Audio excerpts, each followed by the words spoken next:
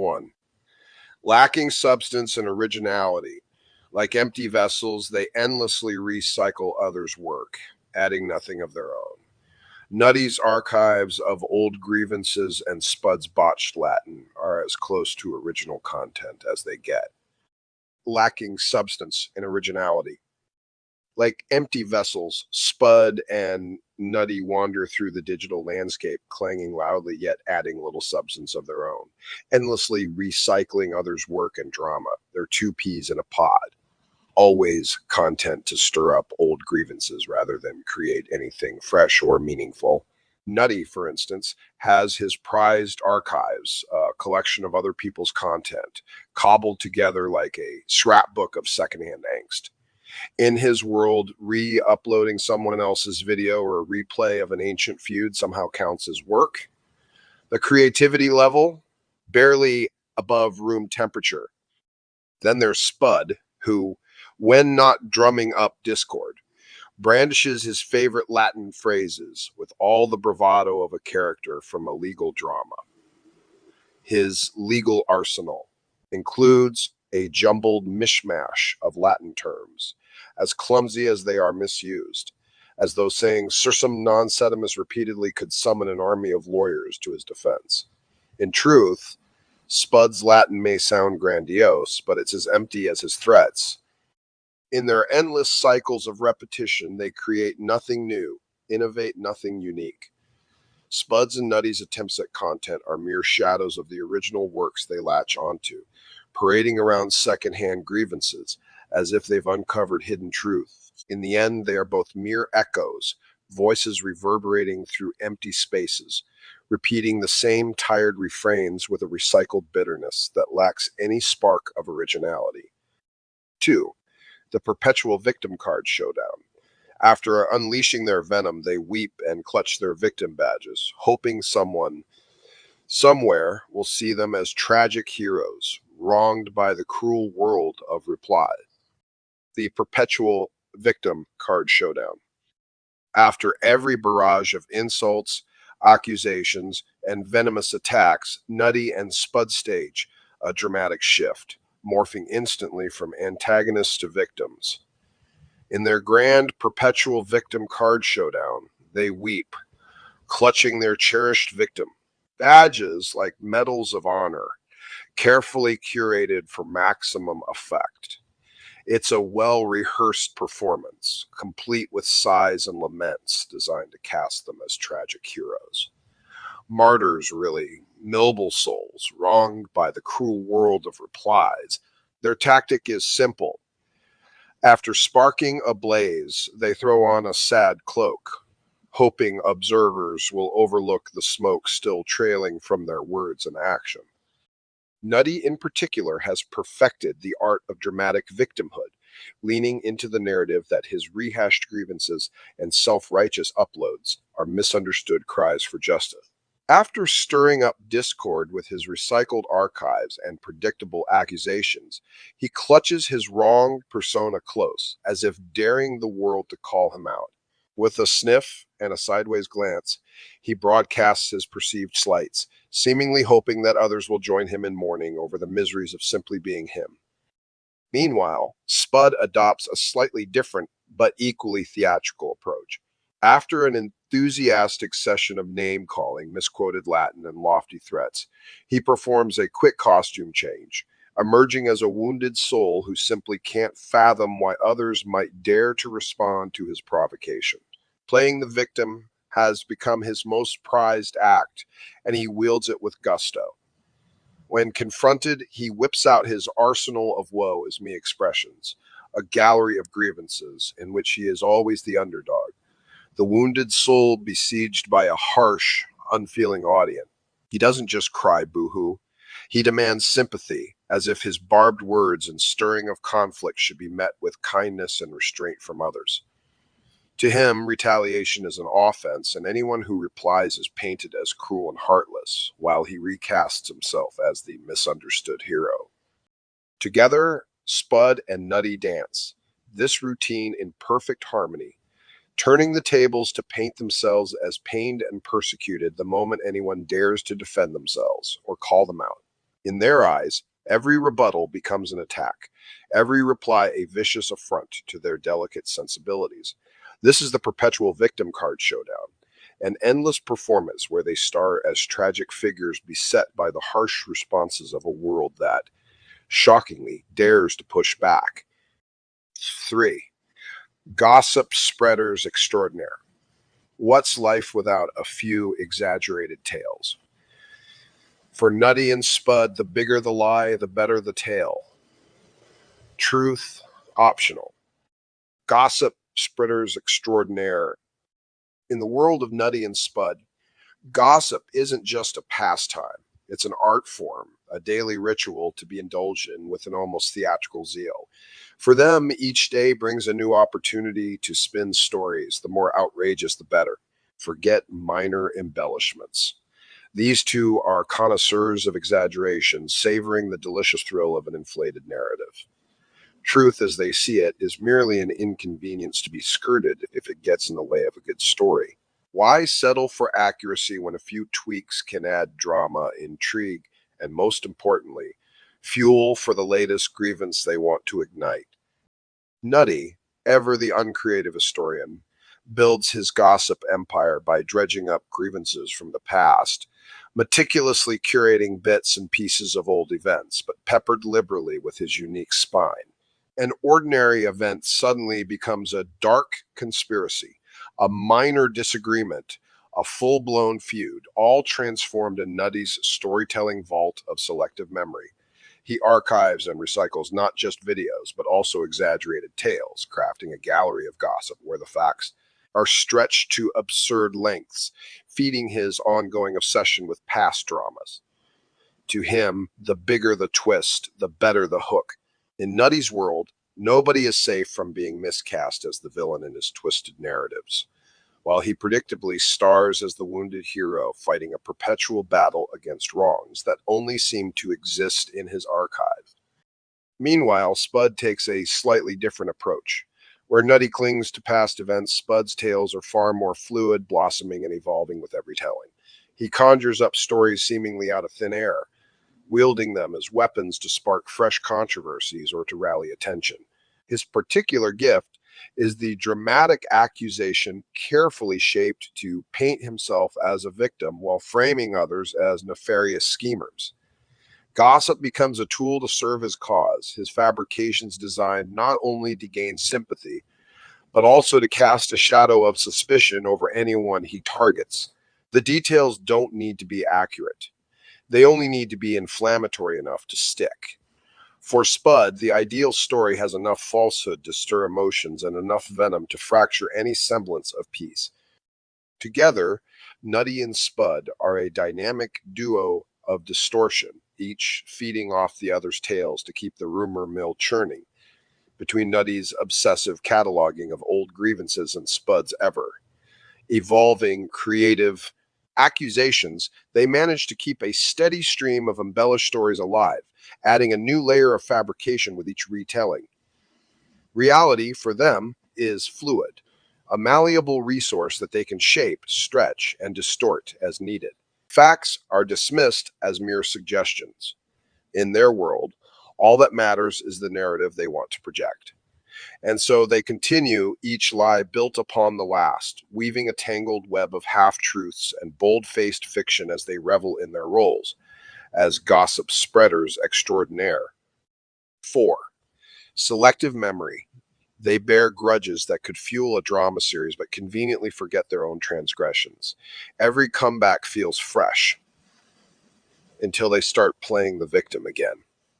Selective memory. A never ending drama of grudges and amnesia. For Nutty and Spud, memory is a highly selective tool, perfectly reliable for recalling the tiniest perceived slight but utterly forgetful when it comes to their own offenses. Think of it as a kind of amnesia that activates only in self defense. Each insult they receive is stored, polished, and ready to be replayed for maximum drama, but their own transgressions casually swept into the deepest recesses of oblivion. This double standard of memory fuels an endless loop of grudges that could easily rival the most dramatic soap opera. Nutty's grudge-holding skills are nothing short of an art form. He can recount old arguments and past criticisms down to the last detail, spinning each instance into a tale of personal injustice. Every comment, every mild critique is filed away and brought out at will, ready to stoke the fires of his self-pity and righteous indignation. And yet, his own actions, the cutting remarks, the endless recycling of old conflicts, the obsessive re uploading of archived grievances, these vanish from his memory like mist. To Nutty, he is forever the misunderstood underdog, valiantly resisting a tide of unprovoked attack. It's a reality carefully crafted and curated where his own behavior is never the issue, only the supposed slights from others. Spud, on the other hand, may not have Nutty's encyclopedic archiving system, but he more than makes up for it with his flair for creative reinterpretation. He doesn't just forget his own provocations, he erases them entirely from the record. In his narrative, he's perpetually wronged, the target of an endless conspiracy of cruelty, and conveniently overlooks the fact that he's often the instigator. Every response he receives is met with shock and dismay, as though he cannot fathom why anyone would dare to counter his provocation. For Spud, the beauty of selective memory lies in its ability to paint him as the eternal victim. To him, each insult feels brand new, a fresh wound inflicted by a world that just doesn't understand him, despite the very familiar script of accusations he repeats time and again. When Nutty and Spud unite, their selective memories reinforce each other, creating a kind of shared alternate reality where they are comrades in misfortune, forever wronged by the world. They feed each other's grievances with little hints of, remember when they did that to us, while conveniently glossing over their own roles in the conflict. Their camaraderie becomes a safe space for them to wallow in their mutual victimhood, emboldening each other's selective memories until they are practically living in a separate world, one where they are the tragic heroes oppressed by those who dare to challenge their relentless attacks. And so they march on each day, bringing a fresh reason to feel slighted, each memory perfectly edited to omit inconvenient details. Selective memory allows them to keep coming back, feeling renewed anger for old offenses while brushing aside any culpability. They're like actors in a never ending drama with their grievances as the plot, their grudges as the setting, and their selective memories providing endless seasons of conflict. Every comeback feels like a fresh injustice, and every self inflicted blow is quickly forgotten until, of course, it's time to play the victim once more. 5. Masters of hypocrisy. They thrive on dishing out insults, but crumble the moment one comes their way. It's as if their words are daggers that they never expected would get tossed back. Masters of hypocrisy, the one-way street of insults. Nutty and Spud have perfected the art of the insult, at least in their own minds. Armed with a seemingly endless supply of jabs, accusations, and half-baked critiques, they throw their words around with abandon, as though every cutting remark is a masterstroke in their grand narrative. However, the moment any of their venom gets redirected their way, they're caught completely off guard, shocked that anyone would dare stoop to their level. Their hypocrisy knows no bounds. They unleash words like weapons, fully expecting to remain untouched by the same fire they freely set upon others. Nutty, for instance, has made a pastime of hurling insult after insult, believing each one to be a devastating blow to anyone on the receiving end. Yet, in a twist of irony, his skin is as thin as his wit is dull.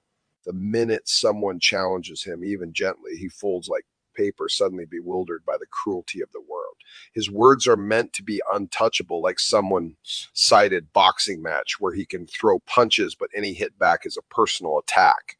In Nutty's mind, he's a wordsmith wielding daggers, though he never considers the idea that daggers can be thrown back. His hypocrisy is almost poetic. He's in love with the idea of critique, but allergic to the concept of receiving it. Then there's Spud, who adds his own brand of flair to the hypocrisy show. He'll readily label people with derogatory names, spin wild accusations, and pontificate about others' faults, all the while hiding behind his pseudo legal jargon and lofty phrases. But the second someone fires back with a nickname, a well-placed observation, or a critique of his own flaws, Spud morphs into a tragic figure, clutching his victim card as if it were his last lifeline. The hypocrisy is staggering. He doles out his own brand of name, calling as though he were merely stating facts, yet cries foul the instant anyone mirrors his own behavior. In his world, insults are a one-way privilege reserved solely for him, a service he offers as a public duty of sorts. Yet when it's his turn on the receiving end, it's suddenly an injustice, a mark of barbarism in everyone else. Together, Nutty and Spud create a two-man hypocrisy orchestra, each playing their role with great theatrical flair. They cheer each other on, applauding each insult, each accusation, each whisper of disdain, until, of course, someone in their audience dares to critique the show. Then they're stunned, indignant, ready to shut down the very dialogue they encouraged. It's a remarkable performance of selective vulnerability, an unwritten rule in their twisted world. We insult, you listen, and don't you dare interrupt. The hypocrisy in this is almost artful, if not so painfully transparent. Their words are daggers indeed, but only they get to wield them, or so they think. 6. Mind other people's business poorly. With lives laser, focused on the affairs of others, they act like self-proclaimed watchdogs of morality, while their own lives spiral into laughable absurdity. Mind other people's business poorly. Self-appointed watchdogs with no leash on their own lives. Nutty and Spud fancy themselves as morality's gatekeepers, arbiters of right and wrong, ever watchful over the lives of everyone else. They're the uninvited judges of online righteousness, scrutinizing each social media post, every comment, and all video content for perceived missteps and sin. They maintain a fixation on other people's lives with a zeal that would be commendable if it weren't so misdirected. Ironically, while they play at being watchdogs, the very lives they neglect to monitor are their own, spiraling into levels of absurdity worthy of a sitcom. Let's start with Nutty. In his mind, he's the ultimate overseer of internet virtue, a self-proclaimed enforcer of accountability, always ready to pounce on any misdeed, real or imaginary. He eagerly recycles old videos and digs up ancient dramas under the guise of keeping everyone honest. Yet his own life has all the structure of a half-baked soap opera. He devotes endless hours to rehashing minor quarrels and perceived slights from years ago, overlooking the fact that this mission is really nothing but a recycled, uninspired loop. By focusing exclusively on other people's pasts, he misses the comedic tragedy of his own present, a never-ending rerun that even he seems bored of but can't stop himself from playing on loop. Spud, meanwhile, is a self-anointed guardian of some warped version of truth and justice. He parades around with his catalog of legal threats, Latin catchphrases, and moralistic slogans as though he were the final authority on all things ethical. In his world, he's performing a service, protecting society from itself, when in reality he's tangled in his own web of petty grievances and inflated ego. While he scrutinizes the lives of strangers, eagerly sniffing out injustices to rally against, his personal affairs seem to slip into a chaotic spiral. His theatrical gestures of righteous outrage read more like slapstick comedy than genuine concern, a caricature of a hero who doesn't realize he's missed the plot entirely. Together, Nutty and Spud make an absurd duo, a comedy of errors constantly sidetracked by everyone else's lives, while theirs play out as irony-laden cautionary tales. They've convinced themselves that they're keeping order in a world descending into chaos, when in fact, they're the very embodiment of the disorder they claim to detest. It's a glorious kind of farce. Here are two self-proclaimed moral authority, so consumed by policing others that their own lives have become a parade of missed self awareness and stunted growth. And the cherry on top, they're completely oblivious to this glaring irony. In their self imposed roles as watchmen, they're utterly blind to the fact that they're the ones living in glass houses, flinging stones with reckless abandon. Each misstep they criticize in others, every moral lapse they dramatize, is one they fail to notice right under their noses. So, consumed by a need to meddle, they are, ironically, the ones in need of oversight. The real comedy being their belief that their scrutiny serves a purpose beyond its sheer entertainment value. 7. Narrow minded warriors. These two couldn't see another perspective if it stared them in the face and yelled. Empathy, not in their vocabulary. It's the Nutty and Spud show, featuring themselves, directed by themselves. Narrow minded warriors, crusaders of one sided thinking in a world they've scripted. Nutty and Spud are, by all accounts, champions of tunnel vision, marching into every scenario with blinders securely in place. Their worldview is a carefully curated echo chamber, where the only opinions worth considering are their own, alternative perspectives, logical rebuttals, and even the faintest hint of empathy all bounce off them like water off a rock. In their world, there's only one script, their own starring themselves, co-directed by their egos, with zero input allowed from the supporting cast of people they encounter. Let's start with Nutty. He moves through life armed with the conviction that his take on any situation is the definitive one, unshakable and immune to logic. In his eyes, seeing the world through someone else's perspective would be like speaking a foreign language.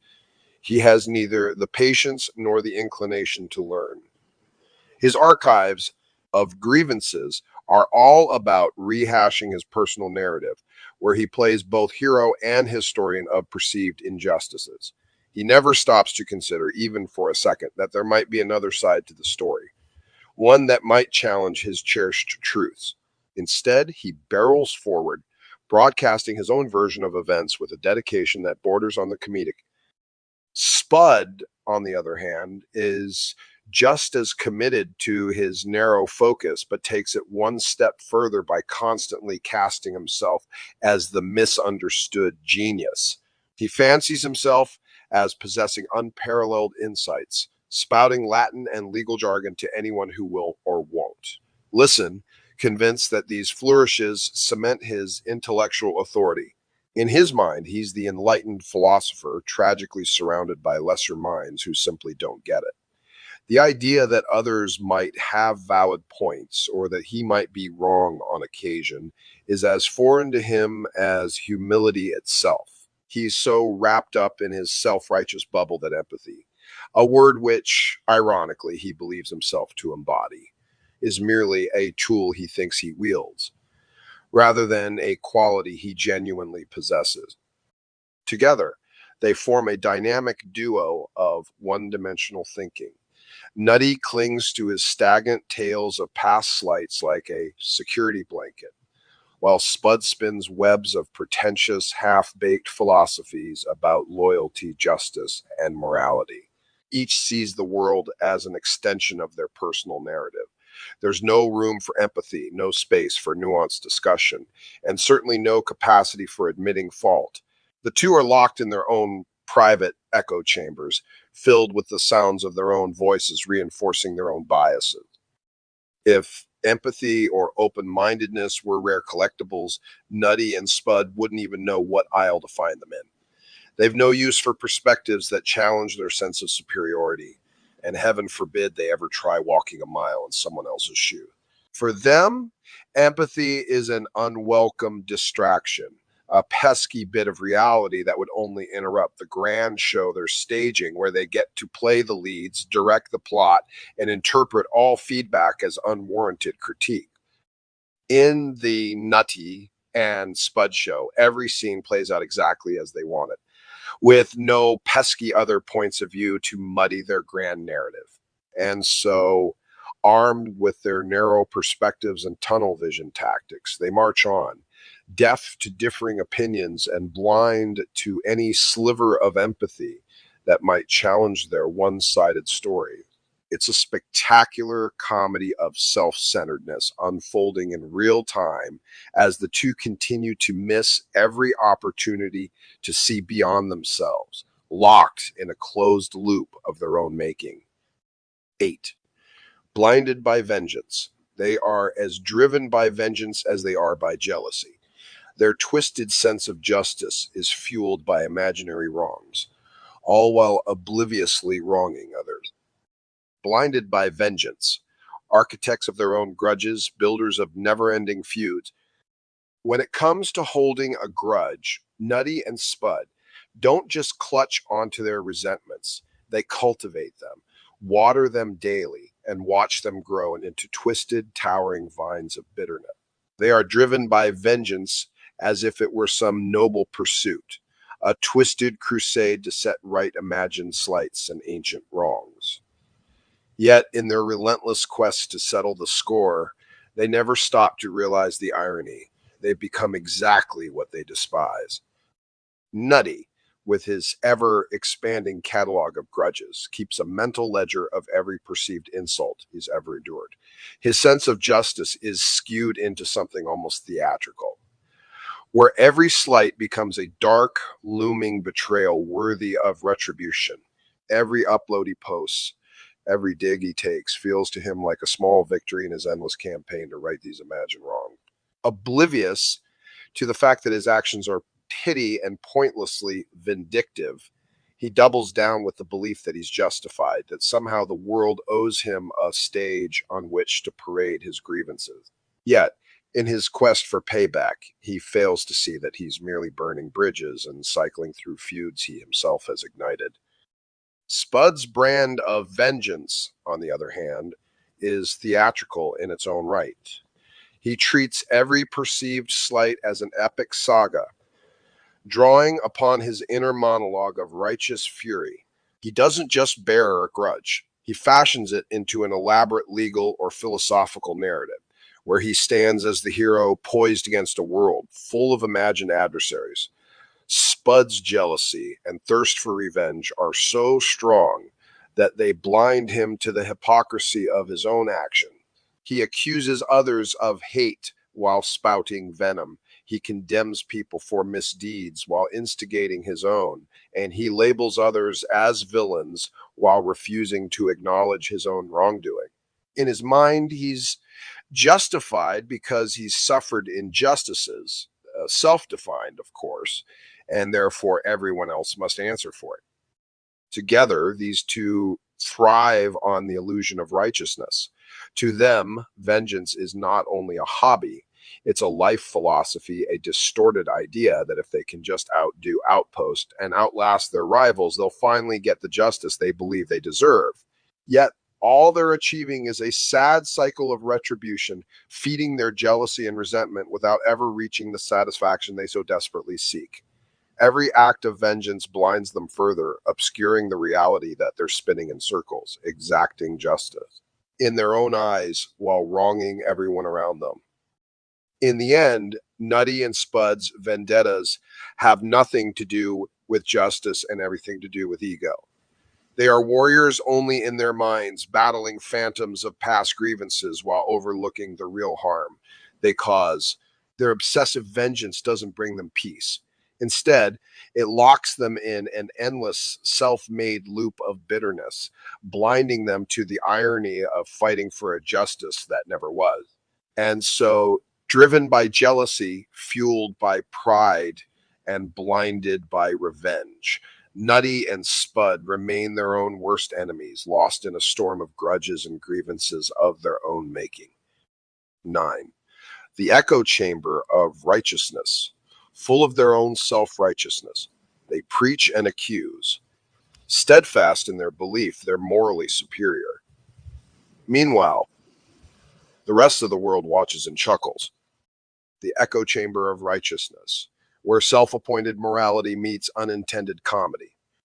In their shared echo chamber, Nutty and Spud have elevated themselves to moral high ground, so lofty it's practically in the stratosphere, at least according to them. It's a world where they are the unquestionable authorities on right and wrong, a place where they preach to each other, each nodding solemnly at the other's delusions of grandeur. They've crafted a reality where they're not just voices in the wilderness, but righteous heroes, self anointed guardians of truth, standing vigilant against a world full of villains. And the irony, most of these supposed villains barely give them a second thought, except perhaps for a chuckle at their latest crusade. Nutty, the hoarder of digital wrongs, sees himself as a crusader armed with archives.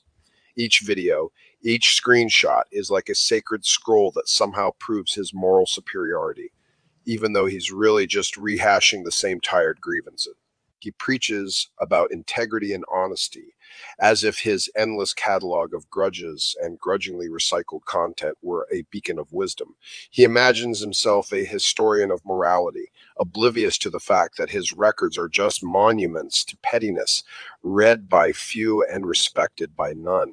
In Nutty's mind, he's a sage, but to the world, he's more like an accidental comic. His truths less insightful than amusingly self-defeating. Then there's Spud, self-declared philosopher of the digital age. He is convinced that his every pseudo-intellectual musing is a gift to humanity, that his stabs at Latin and his convoluted diatribes are shaping society's moral fabric. With his grandiose accusations, Spud fancies himself a prosecutor calling out the world's wrongs, or at least his version of them. Yet, despite all his enlightenment, Spud's wisdom boils down to little more than internet jargon and inflated legal terms that only he finds impressive. For Spud, every criticism he hurls feels profound. But in reality, he's just a modern Don Quixote, tilting at imaginary windmills while the world watches bemused. Together, Nutty and Spud form a tragic comic duo, each reinforcing the other's delusions in a feedback loop of moral superiority. They preach to each other on the back and rally for causes no one else has signed up for. It's like watching two actors in a play where everyone else forgot to show up, yet they're performing as if to a full house. They imagine themselves the moral compass for a lost world, unaware that their compasses are broken, forever spinning them in circles of misplaced judgment and sanctimony. Meanwhile, the rest of the world watches from the sidelines, bemused by their self-righteous fervor. Their accusations, once perhaps meant to sting, now barely register, except as unintentional humor. Their moral lectures and righteous crusades provide more amusement than inspiration, leaving observers shaking their heads, wondering how anyone could be so deeply lost in their own echoes. In the end, Nutty and Spud's echo chamber is a stage of one-sided sermons, a tragicomic performance that's oblivious to its own absurdity. To them, they're noble crusaders. To everyone else, they're the punchline of their own show. For a while, they see themselves as judges, casting verdicts from their moral pedestals. The rest of the world simply shrugs and chuckles at the spectacle of two self-righteous jesters in their own little echo chamber of righteousness. 10. Petty purveyors of discord. Nothing delights them more than stirring up trouble, pitting people against each other and sitting back with popcorn to watch the fallout. The bigger the rift, the bigger the win. Petty purveyors of discord. The delight in division. For Nutty and Spud, sowing discord isn't just a pastime, it's practically a profession. Armed with whispers, exaggerated tales, and underhanded tactics, they treat every minor disagreement like an opportunity to plant the seeds of strife, turning minor squabbles into all-out feuds. In their eyes, stirring the pot and watching it boil over is the pinnacle of entertainment, a twisted version of reality TV where they play the directors pulling the strings behind the scene. Their reward: the satisfaction of fractured friendships, heightened drama, and ideally complete chaos, all without ever having to leave the comfort of their own egos. Nutty, the self-appointed archivist, hoards grudges and records every minor transgression he perceives, ready to deploy these receipts like landmines when it suits him, when he's not replaying old grievances for his own amusement. He's subtly, and sometimes not so subtly, fanning the flames of others' conflicts. It's almost as if his entire persona is built around finding fault in others, then stoking the fires just enough to turn one person's annoyance into another's vendetta. For Nutty, each rift he cultivates is like an accomplishment, each burned bridge a trophy, proving, to him anyway, that his talent for agitation is second to none. Then there's Spud, ever the orchestrator of backroom gossip and instigator of conflicts. He's too cowardly to confront directly. With a sly comment here and whispered accusation there, Spud loves nothing more than quietly riling people up, getting them to clash while he watches, reveling in the chaos he's unleashed. He wields gossip like a weapon, hoping it finds its mark and leaves relationships in ruins, all while he slips into the background, playing the innocent.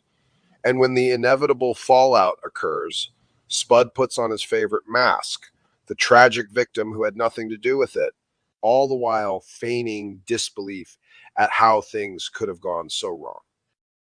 Together, Nutty and Spud are like schoolyard bullies who've graduated to the internet, now able to sow discord on a broader scale.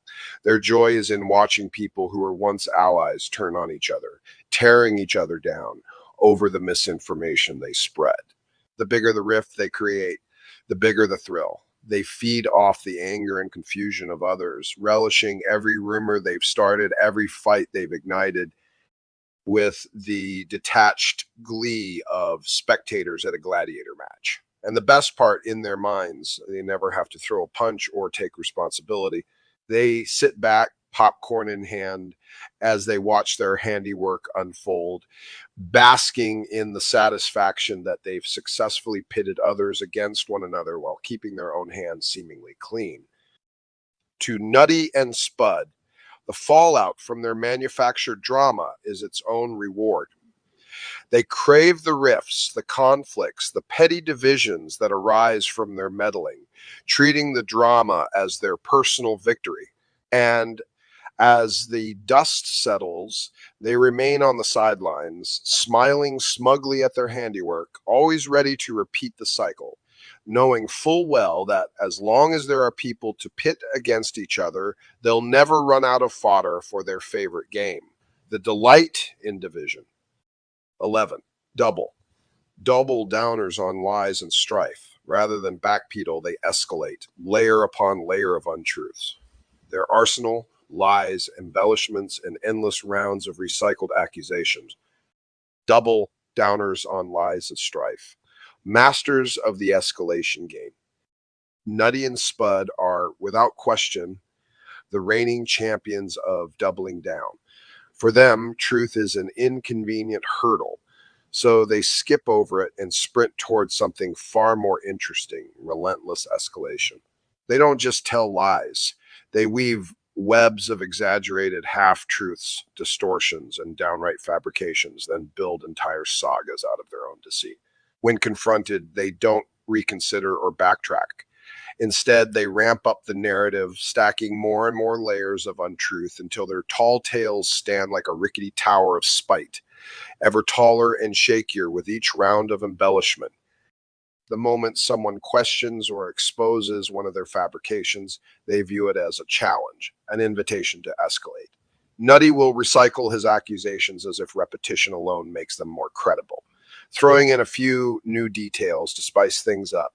Spud, meanwhile, embraces his flair for the dramatic piling on accusations that would make a daytime soap opera blush. A simple disagreement morphs into an elaborate saga of betrayal, villainy, and conspiracy. At least that's how they frame it. Each new lie is a brick in their fortress of delusion meant to shield them from scrutiny and keep their adversaries buried under the weight of accusation upon accusation upon accusation.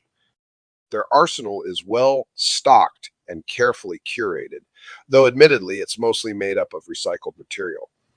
Nutty digs up old grievances, brushing them off with a few tweaks here and there to make them seem freshly relevant.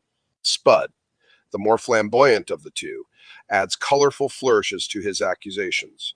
turning even minor interactions into tales of epic proportion. Together, they create a non-stop show of outrage and offense, their accusations ranging from the mildly irritating to the wildly absurd. If they ever run out of real incidents to twist, they're more than willing to invent new ones, each more outlandish than the last, to keep the spotlight where they believe it belongs, squarely on their fabricated grievances. What's truly remarkable is their dedication to these fictions. For Nutty and Spud, abandoning a lie is a sign of weakness, so they cling to their narratives with unyielding tenacity.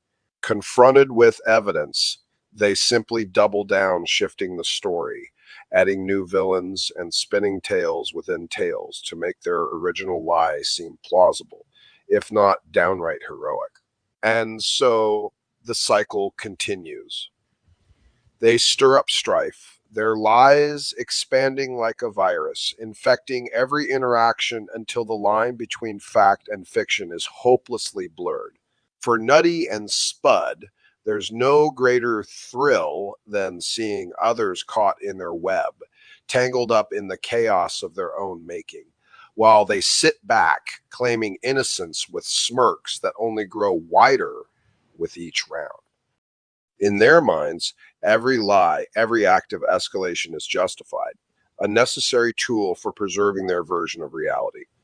They become artisans of untruths, layering accusations so thick that even they might start to believe their own stories. The result is a perpetual game of he said, they said, where their claims grow more fantastical with each retelling. And while everyone else might see through the smoke and mirrors, Nutty and Spud cling to their elaborate fiction, convinced that their drama-filled narrative will drown out any attempts at reason or rebuttal. In the end, Nutty and Spud's endless doubling down is a testament to their commitment to chaos. Their lies have momentum, barreling forward with no sign of stopping. They thrive in the mess they create, forever escalating, forever embellishing, each accusation one step further into the maze they've built for themselves. A maze they hope will keep everyone else as lost as they are. In short, Nutty and Spud represent the essence of trolling, tiny minds grasping at imagined slights, fueled by envy, armed with pettiness and powered by a determination to sow discord wherever they go. And yet, the world rolls on, barely noticing their antics, except for the occasional onlooker who pauses to laugh, roll their eyes, and move on, knowing these trolls are best left under their own proverbial bridge. Nutty and Spud are, without a doubt, the distilled essence of trolling. Their approach to life seems a blend of grievance-fueled imagination and raw envy, where every interaction becomes an opportunity to manufacture offense, and every slight, real or imagined, is a chance to stoke the fires of conflict. For them, trolling is an art, a way of life that takes their small, narrow minds and magnifies them through the lens of petty grievances and thinly veiled jealousy. With the finesse of a wrecking ball, they lumber from one invented insult to the next, treating the world as their stage for moral outrage, armed with a handful of insults and a constant drive to stir up discord among those they envy or despise. Their arsenal may lack originality, but what they lack in creativity, they make up for in dogged persistence. Nutty clings to his dusty archives of old conflicts, hoping each retelling of stale grievances will reignite interest, as though repetition will magically validate his misplaced bitterness. Meanwhile, Spud envisions himself as the beleaguered hero, defending himself against a host of imagined wrongdoers, throwing in obscure Latin phrases and a mishmash of fucks, legal jargon to add a hint of drama to his endless victim routine. They draw strength not from any meaningful engagement with life, but from the shadows of their discontent, projecting their insecurities onto others in a never ending quest to feel vindicated. Yet, for all their effort, the world largely ignores their performances, The energy they invest in contriving dramas, spewing baseless accusations, and recycling gossip hardly impacts the bigger picture, and the noise they generate fades quickly into the background.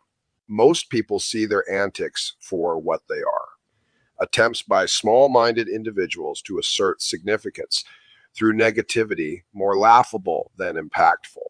Onlookers may pause momentarily to observe the spectacle, chuckling at their self created melodrama before moving on, recognizing that trolls like Nutty and Spud thrive only when fed with attention.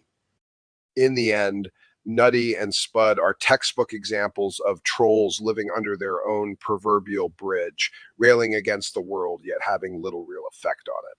They serve as a reminder of how inconsequential petty minded antics are in the grand scheme.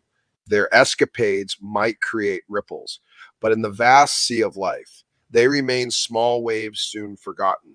For all their energy and spite, they achieve little besides entertaining the occasional passerby, who, after a moment's amusement, rolls their eyes and leaves them to fester in their own frustration.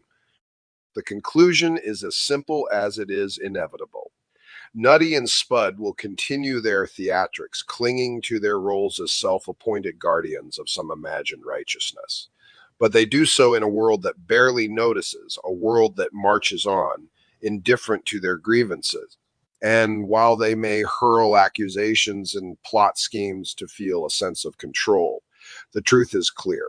They are spectators in their own lives, shouting from the sidelines as the real world moves forward, uninterested and unfazed.